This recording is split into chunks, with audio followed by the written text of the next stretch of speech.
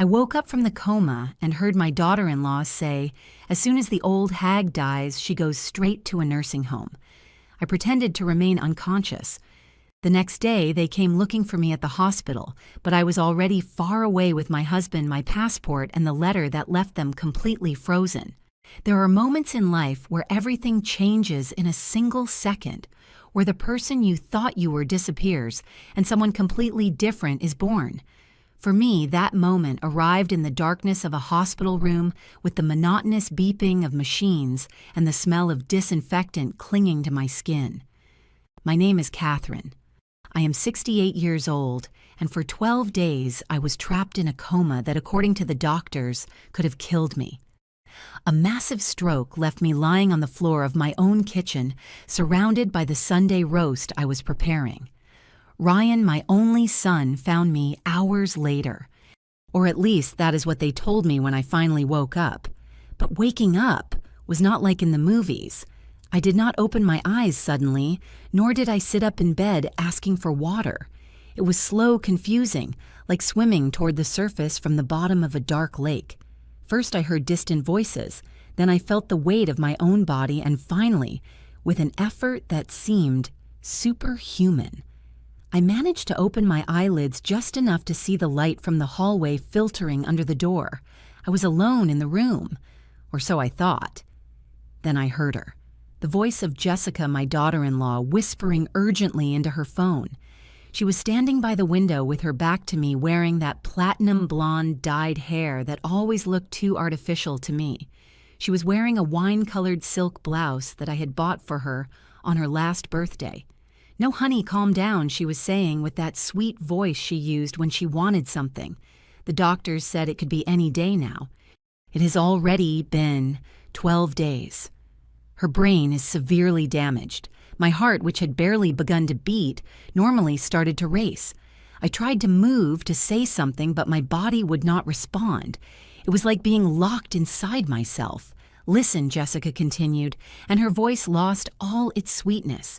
It became cold, calculating, like the edge of a knife. "As soon as the old hag dies, we sell the house. It is worth $750,000. Ryan, $750,000. We can pay off all the debts, buy that condo in Miami we looked at, and we will still have plenty left over for that business you want to start." Every word was a stab in the back. "And what if she does not die?" asked the voice of my son on the other end. I barely recognized it. He sounded tired, resigned. "And what if she wakes up?" Jessica let out a brief, humorless laugh. "Well, then we go with Plan B, my love. I already spoke to that lawyer your cousin recommended.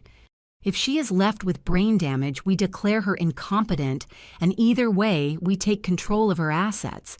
And if by some miracle she wakes up fine—" She paused in a way that froze my blood. "Well, you know, there are cheap nursing homes in the rural outskirts. For $2,000 a month, they will take her, and we keep the house anyway. After all, she has already lived as long as she needed to live."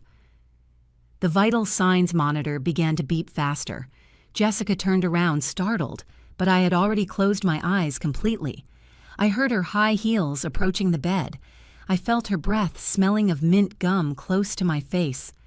"Mrs. Catherine," she whispered, "can you hear me?" I did not move. I did not breathe deeply. I turned into stone. After what seemed like an eternity, I heard her walk away and leave the room. The door closed with a soft click, and there, in that self-imposed darkness, with my eyelids squeezed shut and my heart breaking into pieces, I made the most important decision of my life. I was not going to wake up. Not yet. First, I was going to listen, to observe, to understand exactly what kind of monsters I had raised. Because if I had learned one thing in my 68 years, it was this: never underestimate a woman who has more to lose than her own life. And I had already lost everything in that moment.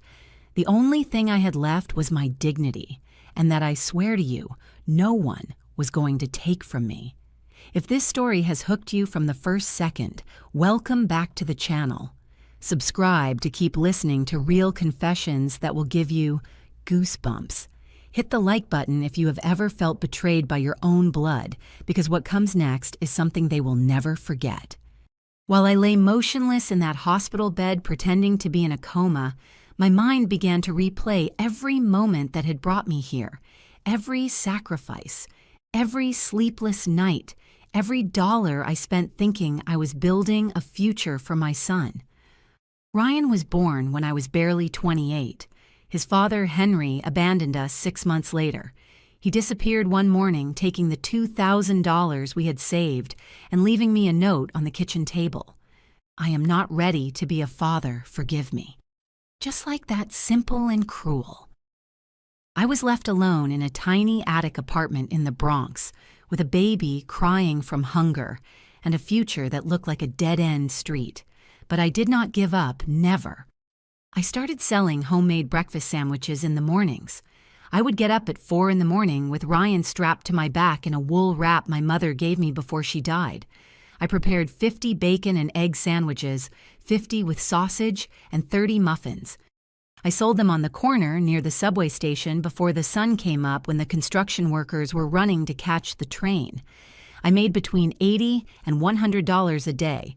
It was not much, but it was enough to survive. In the afternoons, I cleaned houses. 3 houses from Monday to Friday. Swollen knees, hands cracked from bleach, a back that creaked every time I stood up. But every time Ryan hugged me and said, "I love you," Mommy, every throb of pain was worth it. I enrolled him in the local public elementary school, then middle school. He was always a good student, diligent, responsible. All the teachers congratulated me. "Mrs. Catherine, your son has a future," they would tell me, and I would fill up with pride. When Ryan turned 18 and got into state college to study business administration, I cried with happiness. We were poor, yes, but my son was going to be a professional. He was going to have what I never had. During those 4 years, I worked like never before. I no longer just sold sandwiches and cleaned houses. I also took in ironing on the weekends. Ryan needed books, transportation, food, and I gave him everything, everything. I never dated anyone. I never bought myself new clothes. I never went to the movies or a fair. My entire life revolved around my son. He was my project, my reason for existing. When he graduated, I managed to save up $40,000. I was 40 years old then, and those $40,000 represented 8 years of savings. 8 years of saving every penny, denying myself every pleasure, eating soup and bread so my money would grow. I gave it all to him for the down payment on his first apartment, a small but decent place in Queens. "Mom, I promise I will pay you back every cent," he swore to me with tears in his eyes. "You will see. I am going to succeed and give you everything you deserve." He never paid me back a single dime, but I did not care. Seeing him established with a job as a sales manager at a cell phone company was enough. 3 years later, he met Jessica at an office party. She was pretty, I cannot deny that. Tall, thin, with that type of beauty that looks like it was ripped from a magazine. She worked as a receptionist at a dental office and talked about her dreams of owning her own spa. She came from a family in Jersey who I learned later had kicked her out of the house for problems that were never clear to me. From the first day I met her, something in my stomach twisted. It was not her appearance, it was her look. Cold, calculating, as if she were evaluating how much everything in my house was worth while she drank coffee in my living room. "Mrs. Catherine," she said to me with a smile that did not reach her eyes. "What a lovely house you have. And this antique bookshelf is gorgeous. Is it mahogany?" "It was my mother's," I replied with pride. "It is over 60 years old. It must be worth a fortune," she commented, running her fingers over the wood. "Ryan asked me to accept her. Mom, she is different. She makes me happy. Give me a chance to be happy." And I, like the fool I was, said yes. They got married 6 months later in a small ceremony that I paid for. $10,000 between the venue, the food, her dress, and his suit. Jessica wanted an elegant wedding, and Ryan had no savings because, as he confessed to me in shame, he had some unforeseen expenses with his credit cards. "Do not worry, son. I told him, hugging him. That is what mothers are for. A year after the marriage, Ryan lost his job. The company closed its operations.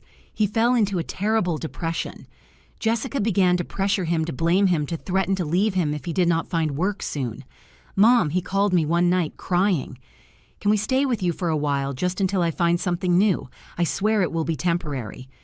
My house was modest but comfortable. A 2-story home in the suburbs that I had bought 15 years ago with a small inheritance. An aunt left me. It had 3 bedrooms, a patio with flowers, and a dining room where the whole family fit. Of course, my love. I told him without thinking, this is your home. That time turned into 3 years. 3 years in which Jessica took over my home.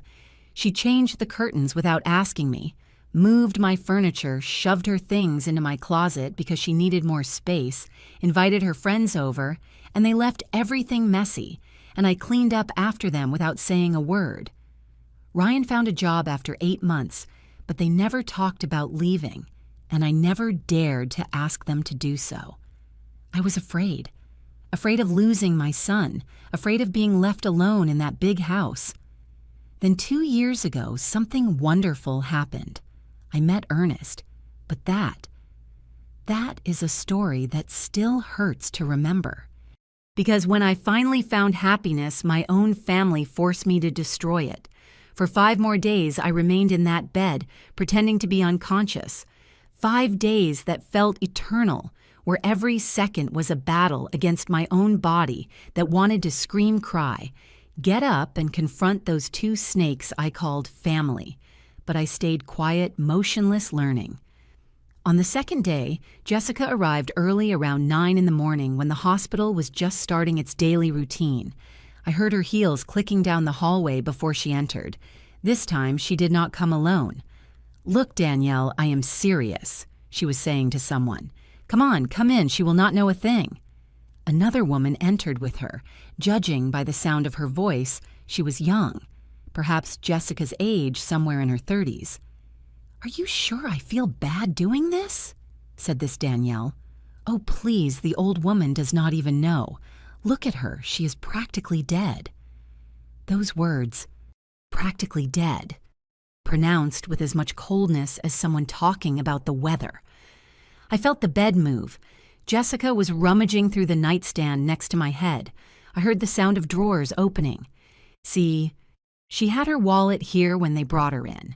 Good thing Ryan was smart enough to bring it to the house. The sound of a purse being unzipped. Look, here are the house keys. And this is gold, my necklace. The chain with the gold cross that my mother gave me when I turned 15. The only piece of jewelry of real value I owned. Jessica, you cannot take that from her. Danielle protested weakly. Why not? When she dies, it will be mine anyway. I am just getting ahead of things. Besides, I need to pawn it. We have to pay the credit card or they are going to sue us. We already owe $50,000. $50,000 in credit card debt. I felt rage burning inside me, but I kept my face expressionless. I did not even move an eyelid. And look, Jessica continued now with enthusiasm, I am going to show you the house on a video call. I already took photos of everything for when we put it on sale. I heard the sound of a phone being handled, a video call connecting. Are you there? Perfect, look, this is the hospital. Here is the lady of the house all stiff. Ryan says that if she survives, she is going to be a vegetable anyway, so it does not matter. My own son, Ryan, the boy I carried on my back while I sold sandwiches, the young man I hugged crying when he graduated. That same son was waiting for me to die or become an invalid so he could steal everything from me. Well, enough of this, said Jessica. Now come on, let's go to the house. Anyway, there's nothing to do here. The nurses already know I do not come in the afternoons because I have to work. Liar. Jessica had stopped working a year and a half ago. She said she was too stressed and needed time to find herself. My pension of $2,500 a month helped maintain the house while she found herself. They left, and I stayed there with my heart beating so hard I feared the machines would betray my conscious state. But the worst came that same night. Around 11, when the hospital was silent and only the distant murmur of the nurses at their station could be heard, Ryan entered my room alone. My son. My only son. He sat in the chair next to my bed. I heard his heavy, tired breathing. For a moment I thought maybe he was coming to say goodbye, to tell me he loved me, to ask for forgiveness for everything. How naive I was. He took out his cell phone. He dialed a number. "Lawyer Miller, good evening. Sorry for the hour." "Yes, this is Ryan. Catherine's son. Exactly the lady with the stroke. Look, I need to ask you some urgent questions." A long pause while he listened. How much time has to pass for me to declare my mom legally incompetent if she wakes up with brain damage? I see. And if she wakes up fine, is there any way to... Another pause. Longer. I felt like I was drowning. I understand. Yes, she has a house in her name appraised at approximately $750,000 according to the last tax assessment. No, she does not have a will. At least not that I know of. Exactly, I am the only child. And how much would your services cost to handle all this? Silence, then a sigh. Perfect $10,000 plus tax, no problem. I can give you an advance as soon as we sell. Sorry, as soon as I sell the property. Yes, I understand technically it is still hers, but you understand the situation. The lady is already 68 years old.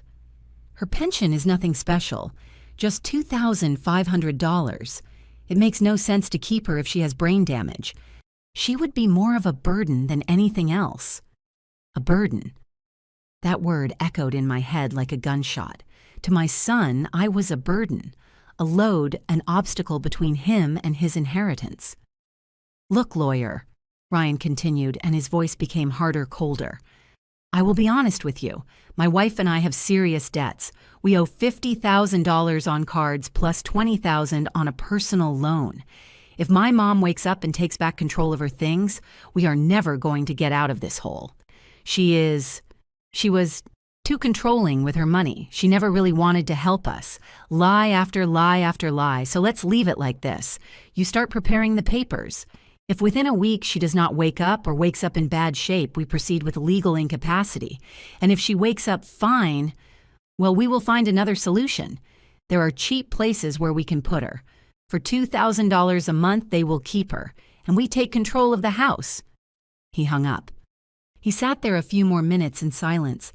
Then I heard something I will never forget. I heard him cry, but he was not crying for me. He was crying for himself, for his situation, for his debts. "I am sorry, Mom," he whispered finally, "but I cannot take it anymore. Jessica is right. You have lived enough. Now it is our turn." He stood up. I felt his lips brush my forehead in a cold, mechanical kiss, and he left. That night, when I was completely alone, I opened my eyes in the darkness.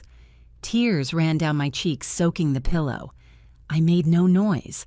I did not move other than to breathe. But in that moment, in that dark room that smelled of sickness and betrayal, a new Catherine was born.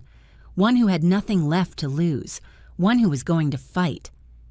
On the third day of my performance, I met Lisa. She was a young nurse about 32 years old, with her hair pulled back in a high ponytail and honey-colored eyes that seemed to see beyond the obvious. She wore the hospital's mint green scrubs and worn-out white sneakers that squeaked slightly against the floor. The first time she entered my room was during the afternoon shift. I was there with my eyes closed, as always, controlling my breathing, maintaining the perfect rhythm of someone in a coma. I had perfected the art of appearing absent. I felt her hands checking the IV, adjusting the sheets. But then she did something different. She stopped next to my bed and stood there in silence for several seconds. "How strange," she murmured to herself. She checked the vital signs monitor. I heard the sound of pages turning, probably my chart. "Her vital signs improve when she is alone," she said in a low voice, as if thinking aloud. But when her family arrives, her pressure goes up, her heart rate accelerates as if... She fell silent abruptly.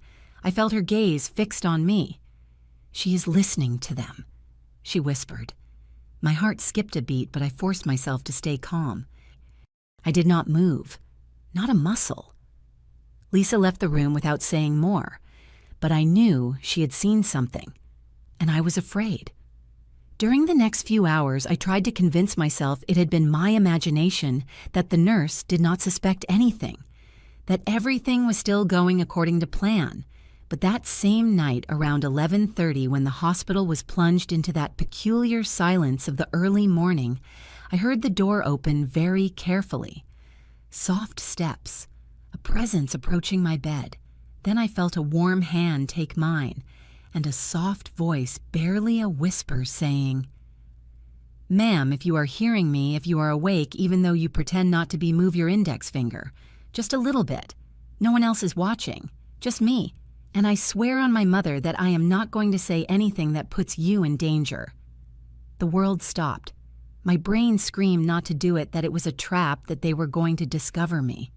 But something in that woman's voice, something in her genuine tone, made me trust her. I moved my index finger. Barely a millimeter. I felt Lisa hold her breath. "My God," she whispered. "I knew it. I knew it." She squeezed my hand gently. "Ma'am, I do not know what is happening, but I have been working here for 10 years, and I have seen many things. Your vital signs do not lie. You are conscious, and something tells me you have your reasons to pretend." I opened my eyes slowly. It was the first time in 3 days that I looked directly at someone. Lisa was leaning over me, her eyes shining with emotion and something else. Compassion. "Help," I whispered with a hoarse voice. "Please." Lisa looked toward the door, checking that no one was coming, and then looked back at me. "What do you need? Are you in danger?" Tears began to run down my face. I could not hold them back anymore. "My family," I said with a broken voice. "They are waiting for me to die. They want to steal everything from me, my son, my own son." I could not continue. The sobs choked me. Lisa hugged me, just like that, simply. A stranger who became my salvation in that moment. She let me cry on her shoulder while she stroked my hair like a daughter would. "Calm down, ma'am. Breathe. You are safe. I am going to help you." "Why?" I asked her when I managed to calm down a little. "Why would you help me? You do not even know me." Lisa sat on the edge of my bed and looked at me with a deep sadness in her eyes. Because 5 years ago, my grandmother went through something similar. She had a heart attack, and while she was in this same hospital, her youngest son, my Uncle Armand, tried to make her sign some papers to keep her house. They told her they were medical authorizations. She signed because she trusted him. She wiped away a tear. When she got out of the hospital, she had nothing left. My uncle had sold the house, had taken her savings of $20,000, and left her living in a tiny attic room he rented out of pity. My grandmother died 2 years later, of sadness more than anything else. I never forgave myself for not being there to protect her. She took my hand again. "I am not going to allow the same thing to happen to you. Tell me what you need and I will help you, but you have to trust me." And that is how Lisa became my accomplice, my guardian angel. During the next 2 days, she became my eyes and ears. She got me my cell phone when Jessica left it forgotten at the house. She brought me the charger hidden in her purse. She helped me make quick calls when no one else was around, keeping guard at the door. It was Lisa who told me what she had heard in the hallway. Jessica talking to a friend about my furniture. The antique mahogany bookshelf can easily sell for $6,000. There's an antique dealer downtown who pays well. And my mother-in-law's collection of fine china. Those are collector's items. Each piece is worth like $200, and there are at least 30 pieces. It was Lisa who intercepted a phone conversation of Ryan's. "Yes, lawyer. I already spoke with the appraiser.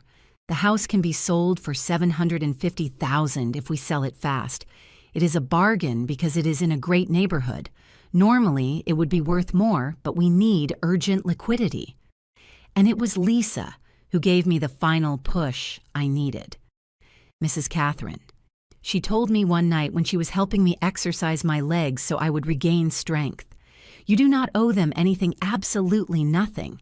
I know he is your son and it hurts, but a son who plans this is not a son. He is a stranger with your blood. But he is the only thing I have, I whispered with a broken voice. No, she replied firmly.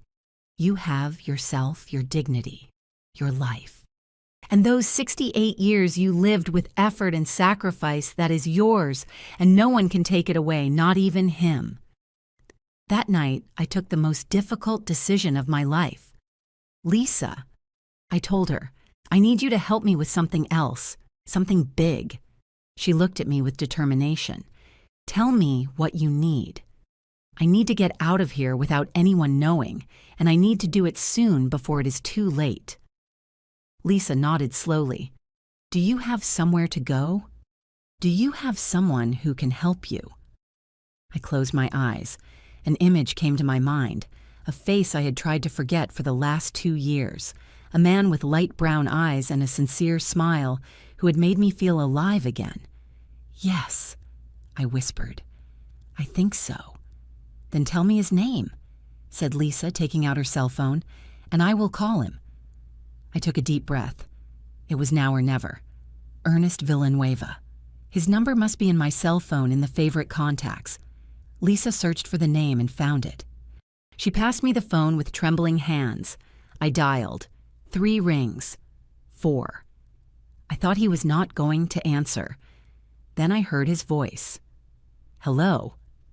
And after 2 years of forced silence, 2 years of missing him every night, 2 years of regretting having chosen my son's approval over my own happiness, I said, Ernest, it is me. It is Kate. And I need you. Ernest Villanueva entered my life exactly 2 years and 4 months ago, in a place so common that it seemed impossible that something extraordinary would begin there. The farmer's market, a Saturday morning. I was buying tomatoes when we crashed, literally.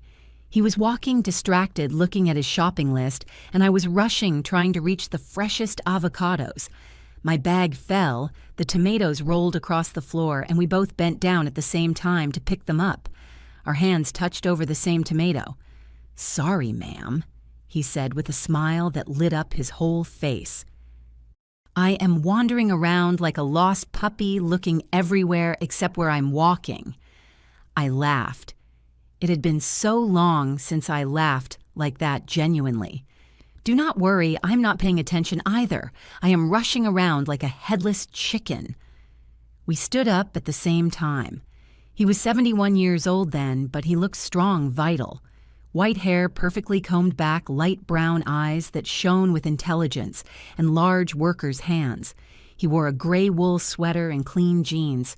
He looked good, taken care of. May I buy you a coffee? He asked suddenly as an apology for almost knocking me over. I should have said no. I should have invented an excuse and gone on my way. But something in his eyes, something in his sincere smile made me accept. We ended up at the corner cafe with 2 cups of coffee and a plate of pastries, which he insisted on paying for. And we talked. God, how we talked.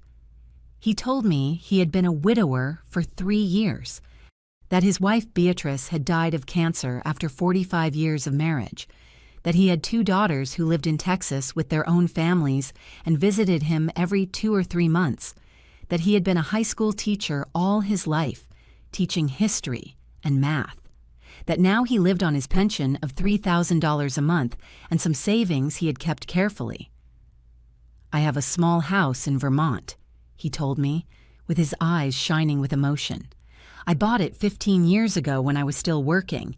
It is small, but it has a beautiful garden where Beatrice planted purple lilacs. I haven't been there since she died. I'm afraid to go alone and feel her absence in every corner. I told him my story. Not all of it, not that first time. But I did tell him about Ryan, how I had raised him alone, my work cleaning and catering the house I had bought with so much effort. "You are a very strong woman," he told me, taking my hand across the table. "It shows in your eyes, in the way you talk about your life. Not many people can say they built something from nothing." That coffee turned into 2, then a walk through the market, then a goodbye with the promise to see each other the next week. And so it all began. During 6 months, Earnest and I saw each other every Saturday. We went to the market, walked through the park, visited small museums, ate street food. He gave me flowers he bought at the stand, always sunflowers because once I told him I liked them.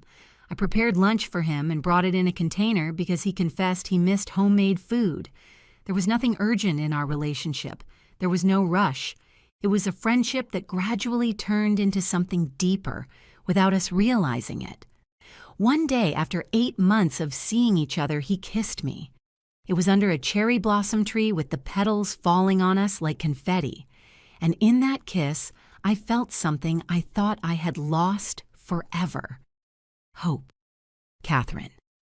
He told me that afternoon with his voice trembling with emotion. "I know we are both older. I know life has already given us its blows. But I want to be with you, not as friends. I want to wake up every morning knowing I can call you, see you, hug you. I want you to be my partner." I cried with happiness. At my 66 years, I thought romantic love was something that no longer applied to me, and there was this wonderful man asking me to build something together. "Yes," I answered him. "Yes, I want to be with you." That night, I told Ryan. I thought he would be happy for me. I thought he would understand that his mother also had the right to be happy. I was completely wrong. "A boyfriend," said Ryan with a tone I had never heard from him, mockery mixed with contempt. "Mom, please, you are already 66 years old. Don't you think you are a little old for that nonsense?" "It is not nonsense, son. Earnest is a good man. He is educated, hard-working, has his own house, his own income." "Oh, sure," interrupted Jessica from the couch, without even looking up from her cell phone. "I bet he wants your house, Kate. That is how all these lonely old men are. They look for a widow with property so they don't die in poverty." "That is not true," I replied, feeling the rage rise in my throat. "Ernest has his own pension, his own house in Vermont." "A house in Vermont?" Ryan scoffed. "How impressive. I bet it is a little shack. Mom, use your head. That man is playing you. We do not know him. And we do not want to know him," cut in Jessica. "Look, Kate, be realistic. What are people going to think Mrs. Catherine, 66 years old, parading around with an old man all over the neighborhood? It is ridiculous. It is embarrassing." "I do not care what people think." "Well, you should care," said Ryan, getting up from the couch. His voice had turned cold, threatening. "Because those people know us too. And I am not going to allow you to go around making a fool of yourself with some dirty old opportunist while you live under this roof." "It is my roof," I replied with a trembling voice. "This is my house." The silence that followed was terrifying. "You know what, Mom," said Ryan after a moment that seemed eternal. "You are right, it is your house, and if you want to fill it with creepy old men, go ahead. But then we are leaving. And do not call me asking for help when that old man leaves you with nothing because I warned you." They went to their room, slamming the door. Jessica shot me a look of satisfaction before following him. That night, I cried myself to sleep. And the next day, when Earnest called to invite me to breakfast, I told him I could not see him anymore. "Why, Kate? Did I do something wrong?" "No, Earnest, you did nothing wrong. But my family, my son, does not accept our relationship, and I cannot lose him. He is the only thing I have." "You have me," he said with a broken voice. "I am sorry," I whispered. "I am so sorry." And I hung up. For 2 years, I convinced myself that I had done the right thing, that a mother must sacrifice for her children, that romantic love at my age was a luxury I could not afford. But now, lying in that hospital bed with the phone against my trembling ear and Ernest's voice on the other side, I understood the magnitude of my mistake. "Kate, is it really you?" "My God," I thought.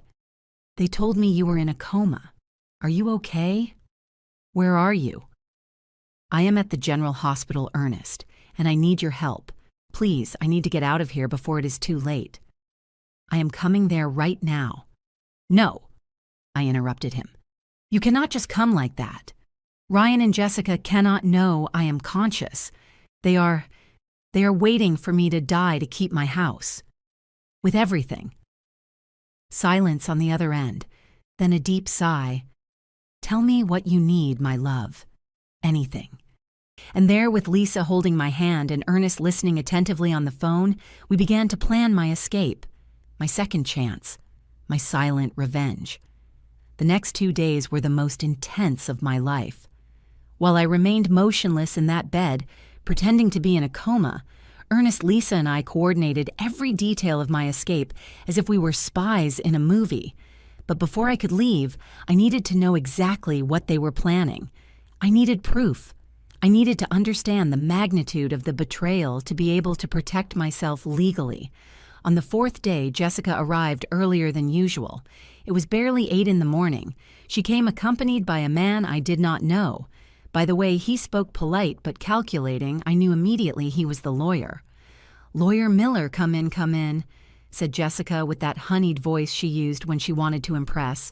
"Look, there she is 12 days like this without moving. The doctors say that even if she wakes up, she will probably have severe brain damage." "Did the doctors tell you that specifically?" asked the lawyer. "Well, not with those exact words, but you understand." "A 68-year-old woman with such a strong stroke, you know how these things are." I heard the sound of papers being handled, a chair being pulled close to my bed. "Mrs. Fuentes, I understand the urgency, but I need to be clear with you and your husband. If Mrs. Catherine wakes up with her faculties intact, there is no legal way to take control of her properties without her consent. But if she wakes up with brain damage, then yes," asked Jessica with an almost hopeful tone that made my stomach turn. "In that case, your husband as the only child could request a declaration of incapacity. The process takes between 3 and 6 months and requires constant medical evaluations. I can speed it up, but I cannot invent a diagnosis that does not exist. And how much would all that cost? My fees would be $10,000 plus tax. That includes all legal procedures, court appearances, and the documentation necessary for your husband to take control of the house and the bank accounts. $10,000 to steal my life." "Perfect," said Jessica without hesitating. "My husband is going to deposit a retainer for you." "Right, honey." Only then did I realize that Ryan was also there. He had not said a single word. My son, my only son, was standing there in silence, allowing all this to happen. "Ryan, right?" asked the lawyer. "I need you to sign these papers. They are authorizations for me to act on your behalf when the time comes." "And if my mom wakes up, fine," asked Ryan with a voice so low I barely heard it. "And if she recovers completely?" The silence that followed was long uncomfortable. Then my son replied the lawyer with a tone that froze the blood. "You will have to convince her to give you power of attorney voluntarily." "Oh," he paused. "We can explore other options. There are geriatric residences where, for patient safety reasons, family members can make certain administrative decisions.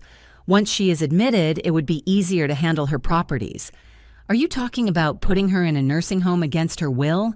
asked Ryan. "I did not say that," replied the lawyer quickly. "I am only mentioning options that other clients have explored. But for that, you would need 2 doctors to certify that she represents a danger to herself. And those rulings, well, can be facilitated with the right contacts." Jessica let out a nervous little laugh. "God, lawyer, it sounds like we are planning something bad. We just want to protect the family assets. Of course, Mrs. Fuentes, and that is exactly what we will do. But I need you both to understand that this process must be handled with great discretion." If anyone, any distant relative or nosy neighbor were to report something irregular, the whole process would become enormously complicated. There is no one else, said Ryan. My mom has no living siblings. Her parents died years ago and she has no close friends. She was always very solitary. Lie. I had friends from the market, neighbors. I drank coffee with a group of ladies I went to church with on Sundays. But Ryan and Jessica had taken it upon themselves to distance me little by little from all of them during these last 3 years. Perfect, said the lawyer. Then there will be no problems. Now let me explain to you about the sale of the property. Once we have legal control, we can put it on the market immediately. I have a client who is looking for exactly that type of house in this neighborhood. He is willing to pay $750,000 in cash, no intermediaries, closing the deal in less than a month. $750,000? Asked Jessica. Didn't the house appraise for like $850,000? Technically, yes, according to the market value. But in a quick sale, without the owner present to negotiate, it is normal to lose between 10 and 15% of the value. Besides, my client would pay in cash. That is worth gold in these times. And of those $750,000, how much would you keep? Asked Ryan with a tone of mistrust. My standard commission is 8%. That would be $60,000. Plus the $10,000 for legal fees, we are talking about you receiving approximately $680,000 clean. $680,000, my house. My legacy, the result of 40 years of work, of sleepless nights, of cracked hands and aching knees, all reduced to a figure that they were already dividing mentally, and the furniture added Jessica. The house has antique furniture of great value. A mahogany bookshelf that is worth like $6,000 collector's fine china, that you can sell on your own, interrupted the lawyer. I handle only the property. But I recommend you do it fast before the neighbors start asking questions about where Mrs. Catherine is. It was at that moment when Lisa entered the room. Her entrance was perfectly synchronized just as we had planned. She was carrying a tray with medications. "Excuse me," she said with a professional voice. "I need to check the patient and change the IV. Could you wait outside for a few minutes?" Of course," said Jessica, getting up. "Anyway, we are done here. Lawyer, we will wait for you at the coffee shop downstairs to sign the papers." The three of them left. As soon as the door closed, I opened my eyes. Lisa ran toward me. "Did you record everything I whispered?" She took her cell phone out of her scrub pocket. On the screen, the recording counter was still running, almost 20 minutes of audio. "Everything," she replied with a triumphant smile. "Every word. God bless you, Lisa," I said with tears in my eyes. She put the cell phone away and began to check me for real in case someone decided to return. "Mrs. Kate Earnest called me an hour ago. He has everything ready. The private ambulance, the medical papers signed by 2 doctors certifying that you are in your right mind, and the tickets. Everything. The tickets to Vermont. By bus. They leave tomorrow at 10 in the morning from the South Terminal. He says he already has his house ready to receive you."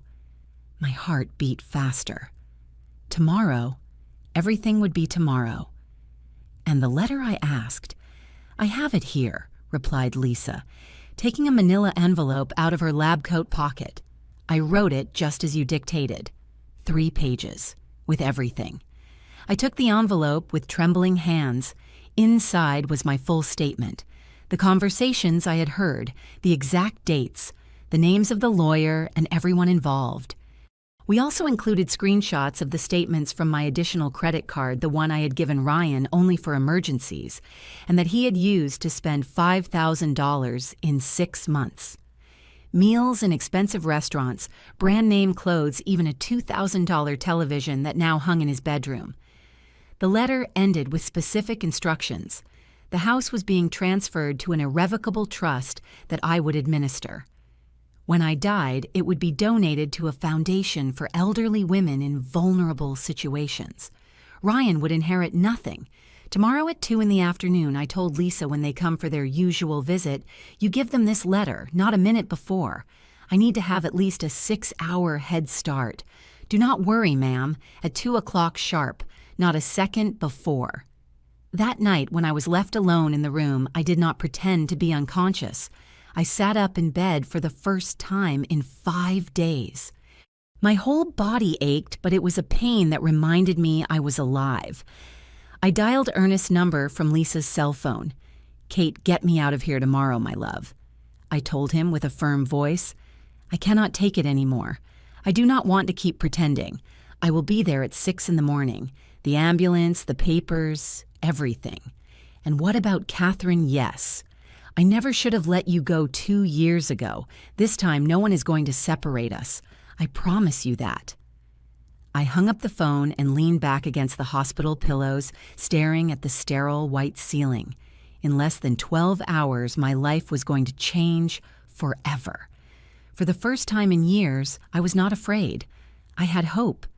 But before I could execute my escape, destiny had one last stab in the back prepared for me, one that almost made me change my mind, one that showed me with absolute clarity that the son I had raised did not exist anymore.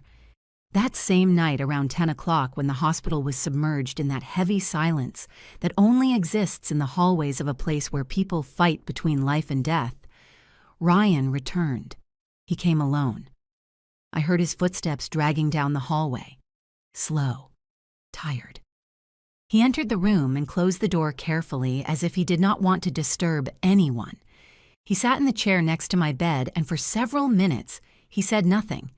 He just breathed. It was a heavy, irregular breathing, as if he had been crying. I kept my eyes closed, my body motionless, but my heart was beating so hard I was afraid he might hear it. "Mom," he whispered finally. His voice sounded broken, vulnerable, just like when he was a little boy and had nightmares. I waited. I wanted to believe he was coming to ask for forgiveness, that he had come to his senses, that the good son, the one I knew, the one I had hugged while he cried when he graduated from college, still existed somewhere inside that 40-year-old man sitting next to my bed. "I do not know if you can hear me," he continued. "The doctors say you probably cannot, that your brain is too damaged, but I need to tell you this anyway." He paused for a long moment. I heard the sound of his hand rubbing his face. "I am tired, Mom. So tired. I am 40 years old and I have nothing. Nothing that is really mine. The condo you helped me buy, I lost it 3 years ago because I could not keep up with the mortgage payments. My credit cards are maxed out. I owe $60,000 that I have no way to pay back. Vanessa pressures me every single day." He took a shaky breath. "She tells me I am a failure, that her friend married a successful businessman while she got stuck with a loser who cannot even support her." His voice cracked. "And she is right, Mom. I am a failure. I lost my job a year and a half ago, not the one from 3 years ago. I got that one back. But then I lost it again, and this time I did not quit, and I did not get laid off. They fired me for unjustified absences, for showing up late for poor performance.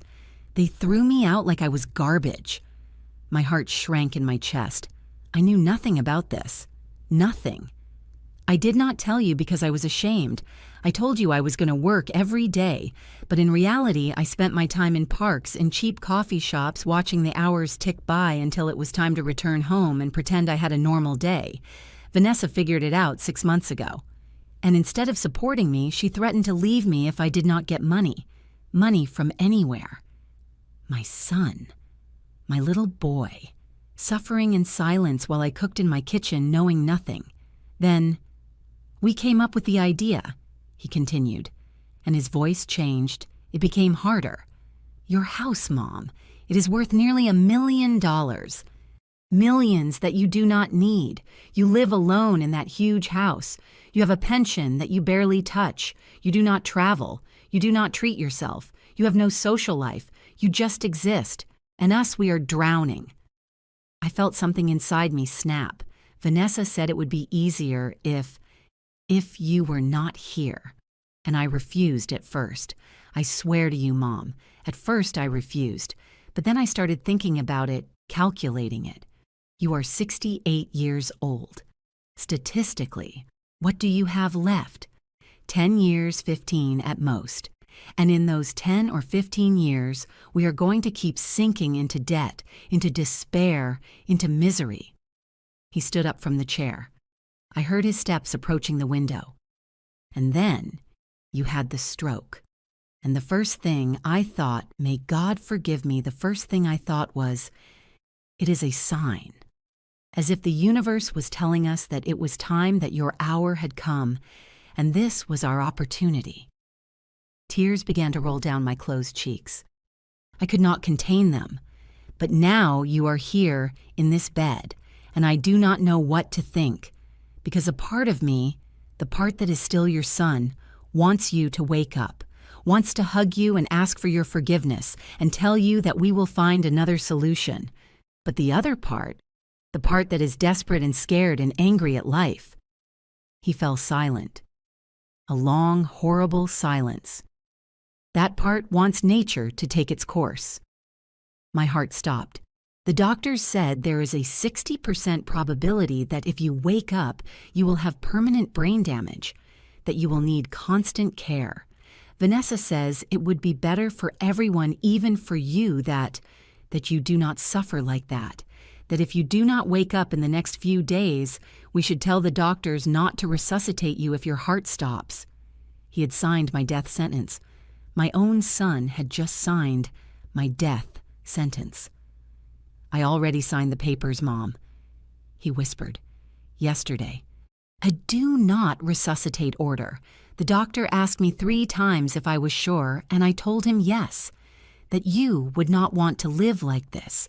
That you were a dignified woman who would prefer to die rather than be a burden. I could not breathe. I felt like I was drowning. Forgive me, he said finally. Forgive me for being so weak. Forgive me for not being the son you deserved. Forgive me for this. I felt his lips touch my forehead, a cold, mechanical, empty kiss. I loved you, Mom. At some point, I loved you very much. And he left.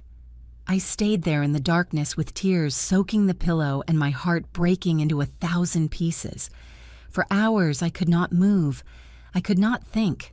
I could only feel that deep pain, that immense emptiness of understanding that the boy I had carried on my back, that I had fed with my own sacrifice, that I had protected from all evil, that boy no longer existed. In his place was a stranger, a desperate man, yes, a weak man too, but above all, a man capable of watching me die to save himself. Around 3 a.m, when the pain became unbearable, I dialed Earnest's number with trembling hands. Catherine, what happened? Are you okay? No, I whispered with a broken voice. I am not okay, but I need to get out of here tomorrow, Earnest. I need to get out before it is too late. Everything is already ready, my love. At 6 a.m. No, I interrupted him. Earlier, at 5:30, please. What happened, Catherine? You are scaring me. My son signed a do not resuscitate order. If my heart stops, the doctors are going to let me die. Earnest, they are going to let me die. Silence on the other end. Then a deep breath. I will be there at 5:30 sharp, and I swear to you on everything holy that no one is going to touch you. No one. I hung up and curled up in that cold hospital bed. For the first time in my life, I understood what it meant to be completely alone. Not physically, but in the soul. I had lost my son long before that stroke. I had lost him little by little without realizing it while he smiled at me and called me Mommy and let me cook for him on Sundays. I had lost him the day he chose Vanessa over me, the day he let her disrespect me in my own house, the day he allowed them to treat me like a burden instead of like the woman who gave him everything. And now in this dark room with the sound of the machines marking every beat of my betrayed heart, I made a decision. I was no longer his mother. I no longer owed him anything. Not love, not loyalty, not forgiveness. Starting tomorrow, Catherine Miller was going to live for herself, For the first time in 68 years, she was going to choose herself. And that choice began with an escape. Lucy's alarm went off at 5 in the morning. Not that we needed it. Neither of us had really slept. She arrived at my room at 5:10, dressed in her scrubs but with a backpack slung over her shoulder. Her face showed the tension of what we were about to do. "Ready, Mrs. Catherine," she whispered, locking the door. "Ready," I replied, though my voice trembled. Lucy pulled clothes out of her backpack, gray sweatpants, a hooded sweatshirt, sneakers. Nothing flashy, nothing that would draw attention. "I need you to get dressed quickly. Ernest will be here in 15 minutes. I got out of bed. My legs wobbled at first after so many days without really using them. Lucy held me by the arm. Easy, little by little. I dressed with clumsy hands. Every movement was an effort, but the adrenaline kept me focused. Lucy helped me put on the sneakers, tied my hair back in a ponytail, and pulled the hood up over my head. Done. Now you look like you are heading home after visiting a relative. At 5:25, Lucy's cell phone vibrated. A text from Earnest. "I am in the parking garage, white ambulance, license plate NVX4, CST82, waiting." "It is time," Lucy said, taking my hand. "Do you remember the plan?" I remember. We left the room. The hallway was almost empty. Just a nurse at the station, concentrated on her paperwork. Lucy greeted her naturally. "I am going to accompany Mrs. Garcia to the restroom. I will be back in 5 minutes." The nurse raised her hand without even looking at us. She was used to seeing Lucy help patients. We walked toward the elevator. Every step felt eternal. I expected someone to stop us at any moment for an alarm to sound for Ryan or Vanessa to appear. The elevator arrived. Empty. We got in. Lucy pressed the button for the basement. "The ambulance parking is on the lower level basement 2, she explained. "There is less security there at this hour." The doors closed. The elevator descended. My heart was beating so hard I could hear it in my ears. When the doors opened, the cold air of the parking garage hit my face. It smelled of gasoline and disinfectant. There were 3 ambulances parked. One of them had its lights on. "That is the one," Lucy said, pointing. The back door of the ambulance opened. Earnest jumped out, and seeing him after 2 years almost made me cry. He was wearing a denim jacket, and his white hair was perfectly combed. His eyes filled with tears when he saw me. "Catherine," he whispered, running toward me. He hugged me. And in that hug, all the fear, all the betrayal of the last few days exploded. I cried on his shoulder while he held me as if I were made of glass. "It is okay, my love. You are safe now. You are with me." "Excuse me for interrupting," Lucy said with urgency, "but we need to move. The shift changes in 20 minutes, and there will be more staff." Earnest helped me into the ambulance. Inside, there was a stretcher prepared with clean sheets. The driver, a man in his 50s with a mustache, greeted us with a nod. "Ma'am, welcome. I am Mario, a certified paramedic. Mr. Earnest paid me $1,000 for this private transport. We are going straight to a private clinic in the city where 2 doctors are going to certify your health and your mental capacity. Everything legal, everything documented." I got onto the stretcher. Not because I needed to, but because it was part of the plan. If anyone saw the ambulance leave, it had to look like a normal transfer. Lucy got in with me. She pulled a folder out of her backpack. "Here are all your medical documents from the hospital. Certified copies, your history, the stroke studies, everything. Also, here is the copy of the audio recording from yesterday when your daughter-in-law and the lawyer spoke in your room. I saved it on this USB drive." She handed me everything.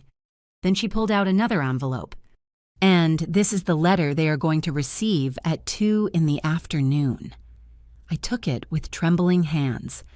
3 pages that contained my truth, my declaration, my liberation. "Lucy," I said with a broken voice, "how am I ever going to repay you for everything you have done for me?" She smiled and squeezed my hand.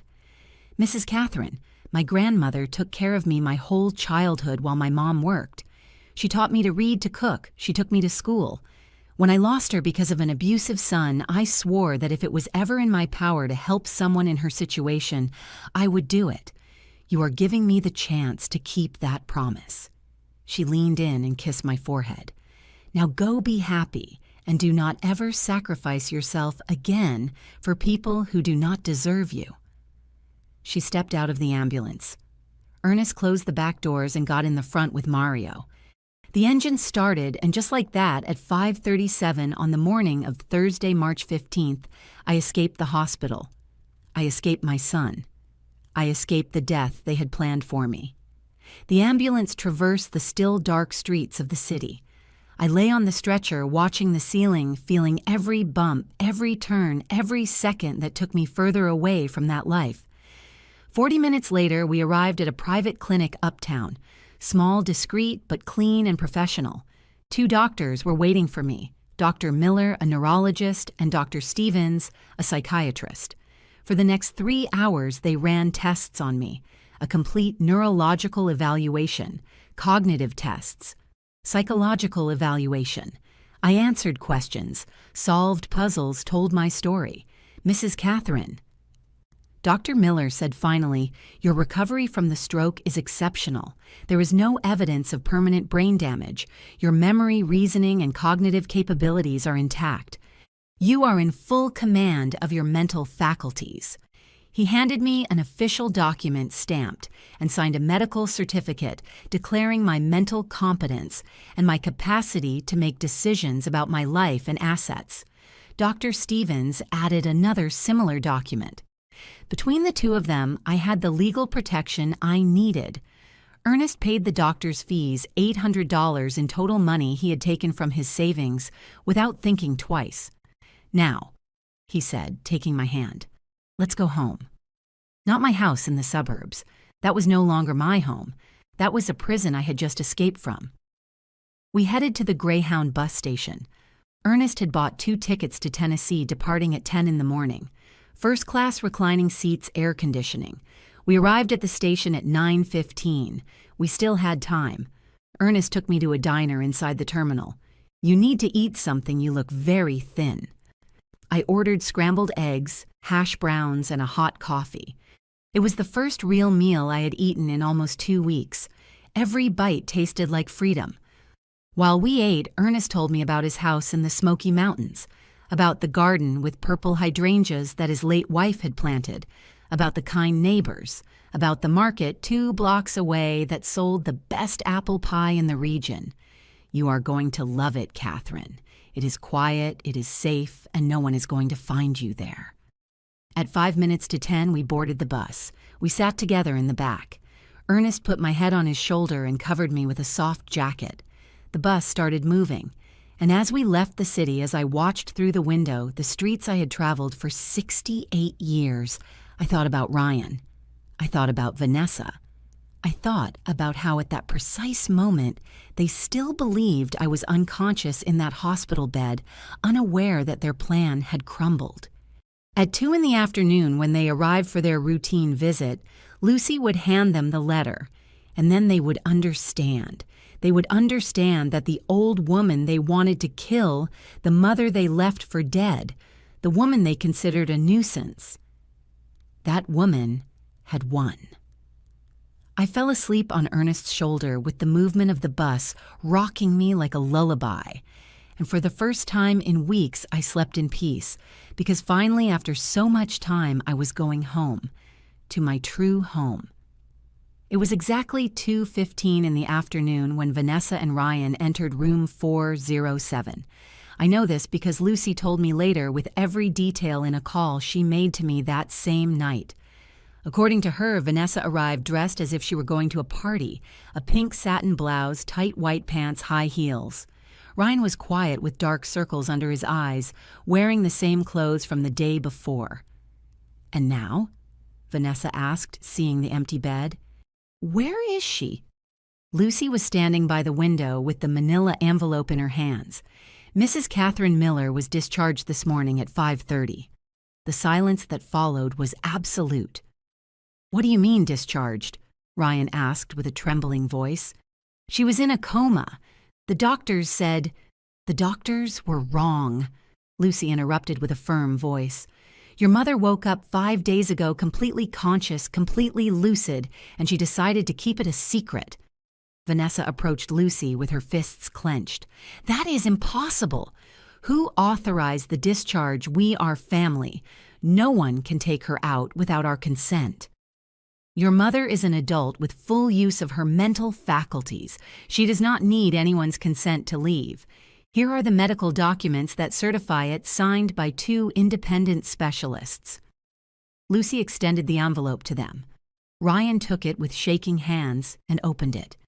Inside were the medical certificates, but also something else, something they did not expect. My letter. Ryan began to read aloud, his voice breaking with every word. Ryan and Vanessa, if you are reading this, it is because you have already realized that I am gone, that I escaped, that I deceived you just as you planned to deceive me. For 5 days I remained in that bed, pretending to be unconscious, while I listened to you plan my death. Yes, my death. Because that is exactly what it was.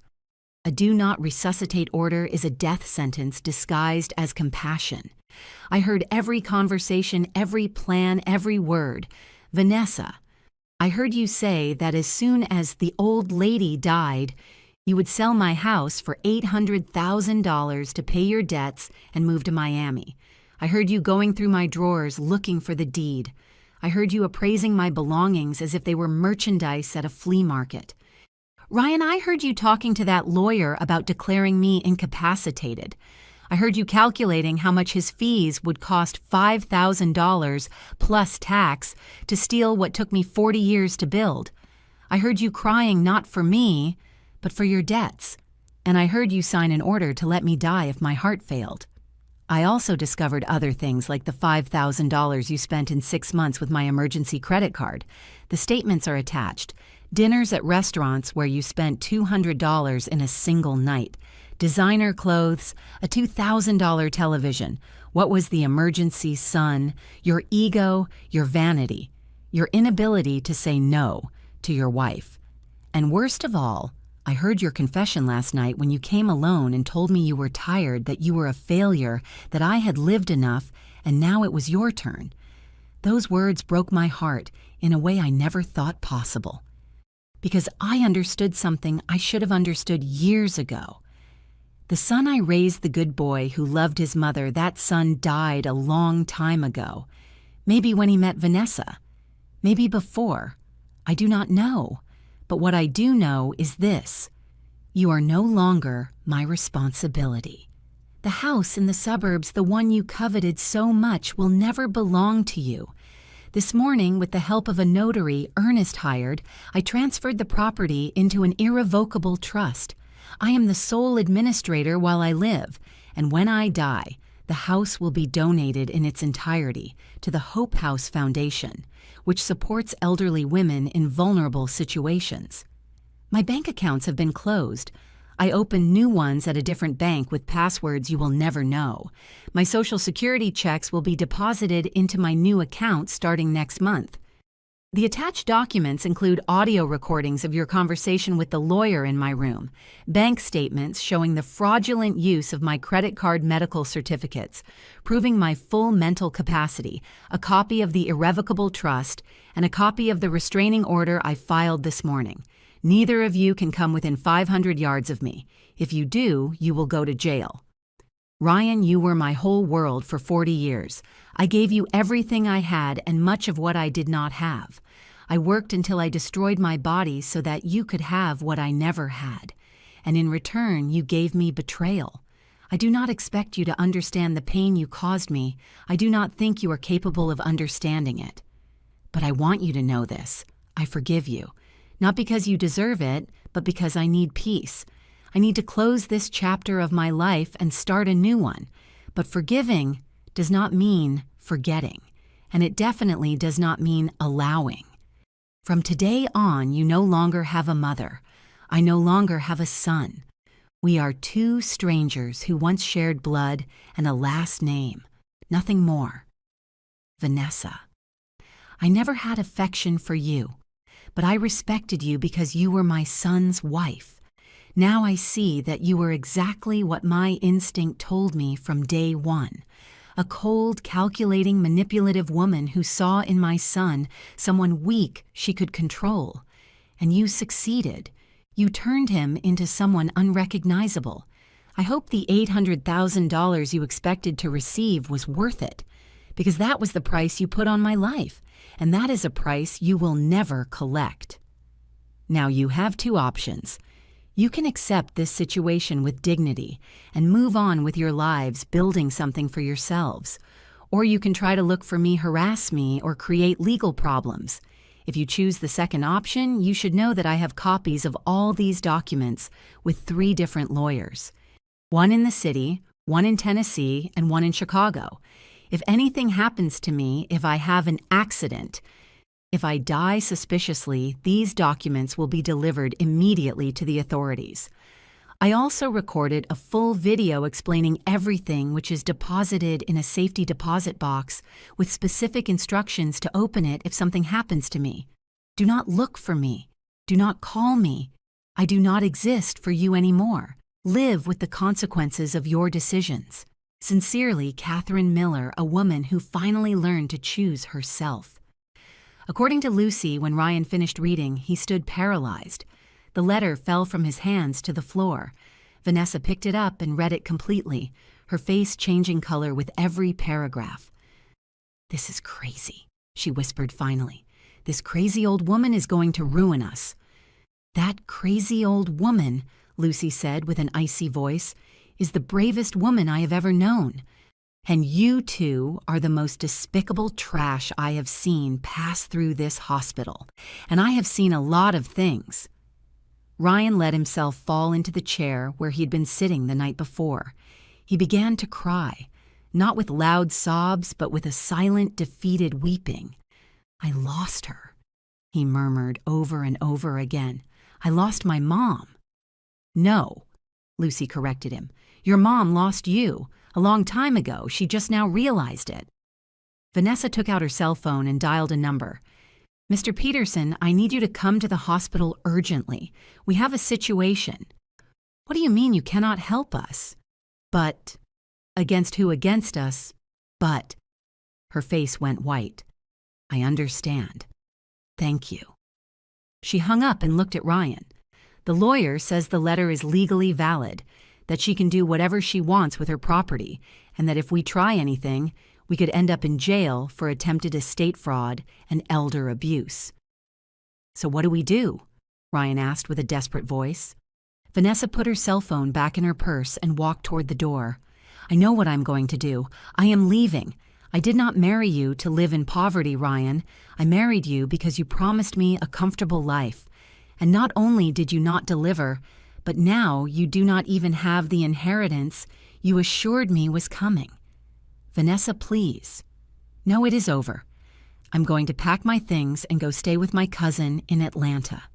Good luck with your miserable life." And she left. She left Ryan sitting there, surrounded by the pieces of his destroyed life. Lucy told me he stayed staring at the letter on the floor for almost an hour. Then he picked it up, folded it carefully, and walked out of the hospital like a zombie. That night, while I was in Tennessee at Earnest's house drinking chamomile tea in the garden under the hydrangeas, my phone rang. It was a number I did not know. I answered with caution. "Mom." It was Ryan. His voice sounded destroyed. I said nothing. I just listened. "I know I do not deserve for you to listen to me. I know I have no right to call you, but I need you to know something. You were right about everything. I am a failure, a coward, a bad son, and I am going to have to live the rest of my life knowing that the only person who truly loved me, I almost killed her for money." Silence, then a sob. "I am not asking for forgiveness because I know I do not deserve it. I just wanted you to know that I am sorry.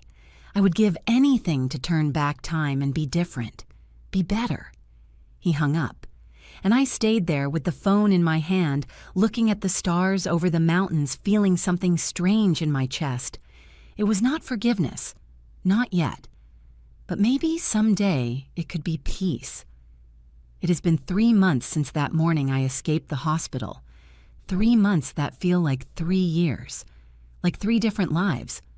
Now I am sitting on the porch of Earnest's house in the mountains with a cup of hot chocolate between my hands and the afternoon sun bathing the garden. I can hear Earnest in the kitchen humming an old country song while he prepares dinner. It smells of pot roast, of freshly baked biscuits of home. This small 2-bedroom cottage became my sanctuary. It has wooden walls painted a warm cream-color pine floors that creak softly when you walk, and large windows that let in the light and the air. The garden that Ernest's wife planted years ago is now full of life hydrangeas, geraniums, fragrant herbs. I have added my own plants, basil, cilantro, a small bush of cherry tomatoes. The first week was hard. I could not sleep. Every noise startled me. Every time the phone rang, my heart raced, thinking it was Ryan, that he was coming to look for me, that somehow he had found this address. But Ernest was patient. He held me when I cried. He let me talk for hours about my pain, my guilt, my confusion. He never judged me. He never said, "I told you so." A mother's love never dies completely, Catherine. He told me one night, while we looked at the stars from this very porch, "You can set boundaries, you can protect yourself, you can walk away, but that love is always going to be there, like a scar that no longer hurts, but remembers." He was right. In the second week, Lucy called me to tell me the latest news. Vanessa had left Ryan just as she threatened. She went to Atlanta with her cousin and, according to rumors, was already dating another man, an engineer with money. She did not waste any time. Ryan had to leave my house. Without my pension helping him, without Vanessa's income, he could not pay the bills. The electricity was cut off, then the water. The neighbors began to complain about the neglect. In the end, a judge ordered him to vacate the property for not being the legal owner. The last I heard is that he was living in a rented room in a rough part of town, working as a food delivery driver for an app, earning maybe $400 or $500 a week, pedaling a bicycle through the streets he once drove in a car. When Lucy told me that she waited for my reaction, I think she thought I would be happy, that I would feel satisfaction for his suffering. But I felt none of that, only sadness. "Are you okay, Mrs. Catherine?" she asked me. "Yes, honey, I am okay." It is just that. He is still my son, and although he is no longer part of my life, I cannot rejoice in his pain. "That makes you a better person than him," Lucy replied softly. After a month of being in the mountains, Earnest proposed to me. It was a simple afternoon without grand speeches. We were watering the plants together when suddenly he got down on one knee, his joints creaking with age, and pulled a simple white gold ring from his pocket. "Catherine Miller," he said with eyes shining with emotion. "We have already lost too much time. We have already lived through too many sorrows. Marry me. Let me spend whatever time we have left with you, whether it is a lot or a little, but let it be together." I cried, of course I cried, but this time they were tears of pure happiness. "Yes," I answered, 1,000 times yes. We got married 2 weeks later at the courthouse, a small, intimate ceremony. As witnesses, we had 2 of Ernest's neighbors, who became my friends. Mr. Stevens, a 75-year-old man who sells bread at the farmer's market, and Mrs. Ruth, a 70-year-old woman who bakes the best apple pies I have ever tasted in my life. And Lucy. She traveled from the city especially to be there. She was my maid of honor. I wore a simple ivory dress that we bought at a local shop for $80. Ernest put on his only gray suit, the same one he used at his first wedding 48 years ago. It did not matter. It was the happiest day of my life. After the ceremony, we celebrated at the house with a pot roast I made with my own hands, mashed potatoes, green beans, and a chocolate cake that Mrs. Ruth made. We ate. We laughed. We danced to the sound of a local band that Mr. Stevens hired as a gift. That night, Lying next to Earnest in our bed, looking at the wooden beam ceiling, I asked him, "Do you think I am a bad person for abandoning my son?" Ernest took my hand in the darkness. "You did not abandon your son, Catherine. Your son abandoned you first many years before that hospital. You just made the decision to stop being his life raft when he was trying to drown you. But I am still his mother. And he is still your son. That is never going to change. But being a mother does not mean sacrificing yourself until you disappear. It means loving, yes, but it also means teaching. And sometimes, the best lesson is letting people face the consequences of their decisions." He was right, as always. After 2 months of being here, I found a new purpose. Mrs. Ruth invited me to join a group of older women who met every Tuesday at the community center. The Silver Warriors, they called themselves. We were 12 women between 60 and 78 years old, all with similar stories. Widows abandoned, betrayed but survivors. We started making crafts to sell at the market. I taught them how to make rag dolls using fabric scraps. Others taught embroidery, knitting painting on wood. With what we earned, we helped older women in the community who were in difficult situations. But I also started giving traditional cooking classes, first in person in the community kitchen. Then with the help of Mrs. Ruth's granddaughter, who studies communications, we started recording videos. Grandma Catherine's Kitchen. We named the channel. We uploaded recipes for casseroles, roasts, soups, sweet breads. I told the stories behind every dish, the secrets my mother taught me, the techniques I learned in my years of cooking for my family. The channel grew slow but steady. First 100 subscribers, then 1,000. Now we have 47,000 followers. It is not much compared to other channels, but for me, it is the entire world. Because every comment I read says things like, "My grandma cooked like this. This recipe made me cry with nostalgia. Thank you for keeping our tradition alive." And some months we earn up to $400 from the views and ads, money that I add to my Social Security and that allows me to live with dignity without depending completely on Earnest. 3 weeks ago, I received a message on Instagram. It was from a young woman, maybe 30 years old. "Mrs. Catherine, I do not know if you are going to read this, but I need to tell you that your channel saved my relationship with my grandmother. She is 72 years old, and after my grandfather died, she fell into a terrible depression. She did not want to cook. She did not want to go out. She did not want anything. One day, I put on one of your videos, and something in her eyes changed. Now we cook your recipes together every Sunday, and my grandma smiled again. Thank you for giving me my grandma back." I cried reading that message because I understood something. My life did not end when I escaped from that hospital. My life began. Yesterday, exactly 3 months after my escape, my phone rang. It was an unknown number from the city. I answered with my heart racing. "Mom," Ryan again. This time I did not hang up. I just waited. "I know I shouldn't call you. I know I have a restraining order, but I needed to tell you something." His voice sounded different, calmer, less desperate. "I got a real job in a warehouse. It doesn't pay much, maybe $500 a week, but it is honest. I have a small room, but it is clean. I am going to therapy. A psychologist at the health center is seeing me for free, and I am trying to be a better person." Silence. "I am not calling to ask you for anything. I am not calling for you to forgive me. I just wanted you to know that what you did, even though it hurt me, even though it destroyed me in that moment, was the right thing. It was the only way I was going to hit rock bottom, the only way I was going to wake up." He swallowed hard. "I was a horrible son, a horrible human being, and I am going to spend the rest of my life trying to make up for that. Not with you, because I know you don't want me in your life anymore, but with the world, by being better, by doing better." My voice came out trembling when I finally spoke. "I am glad you are okay, Ryan. Truly. Are you okay, Mom? Are you happy? I looked around.